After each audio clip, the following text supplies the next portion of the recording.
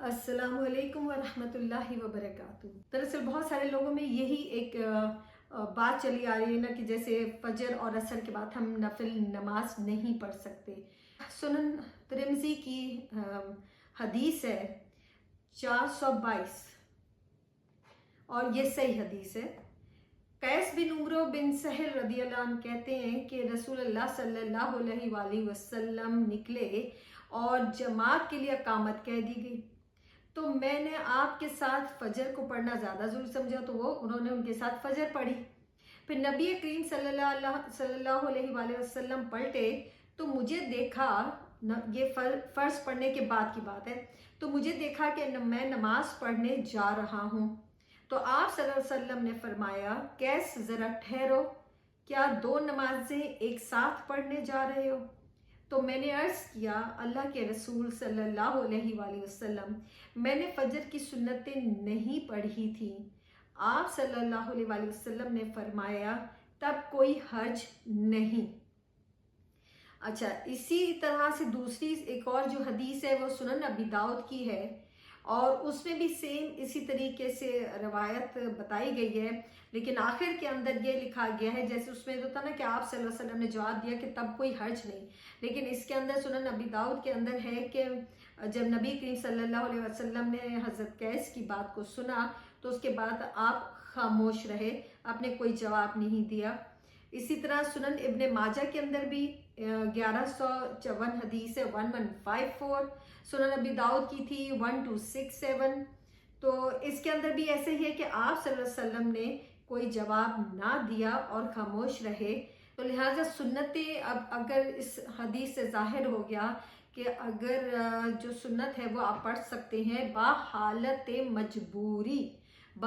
मजबूरी, उसको रोज़ाना की रूटीन में नहीं बनाना काम अपना, वो बाहालत मजबूरी की बात है। और जो आप सल्लल्लाहु अलैहि वसल्लम ने जवाब नहीं दिया था, तो ये याद रखें कि जब नबी करीम सल्लल्लाहु अलैहि वसल्लम किसी को कोई ऐसा काम करते हुए देखते थे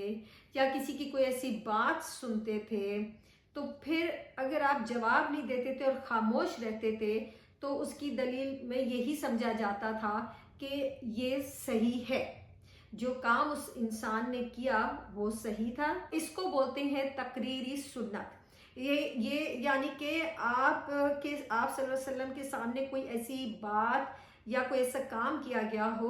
और फिर आप सल्लल्लाहु अलैहि वसल्लम ने उसको देखने के बाद या सुनने के बाद मना ना किया हो, तो उसको तकरीरी सुन्नत कहते हैं। तो इससे जाहिर होता है कि अगर मैं फिर बोल रही हूँ कि अगर कोई मजबूरी हो गई है और आप फजर इतनी जल्दी, अमूमन ये मजबूरी वैसे तभी होती है जब आप जमात के साथ जा रहे होते हैं, घरों में तो अमूमन ऐसा मसला नहीं बनता है। अब यहाँ पे क्योंकि कुछ हमारे जितने भी जो हैं स्कॉलर्स हैं और उलमा हैं और जिसके अंदर हमारे इमाम शाफी रहमतुल्लाह अलैह जो हैं, उनके मुताबिक भी बाहालत मजबूरी फ़र्ज के बाद आप अपनी सुन्नत को अदा कर सकते हैं बाहालत मजबूरी, ठीक है, लेकिन अदा कर सकते हैं और अदा करनी भी चाहिए। और इमाम अबू हनीफा के अगर आप उस पर जाएँ तो उनके दो मिसालें मिलती हैं ग्रोहों की, अलग अलग बातें। एक कहते हैं कि सूरज निकलने के बाद अदा कर लें,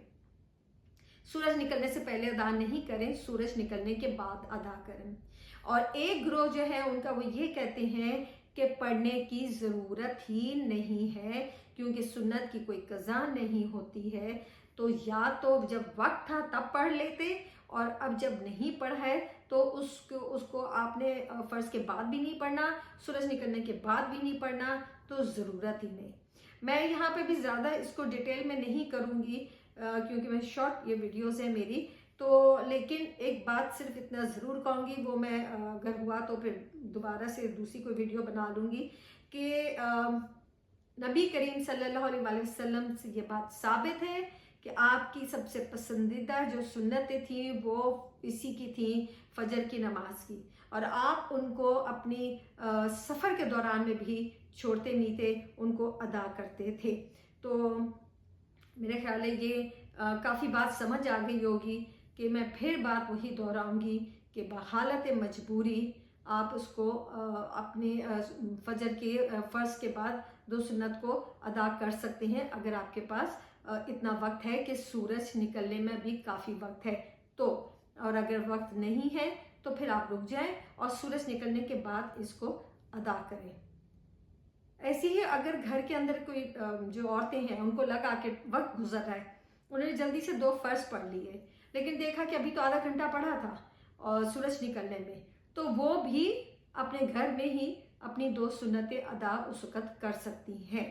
लेकिन आधा घंटा पढ़ा हो। ये नहीं कि 5-10 मिनट रह गए तो फिर करने की ज़रूरत नहीं, फिर सूरज निकलने का इंतज़ार करें।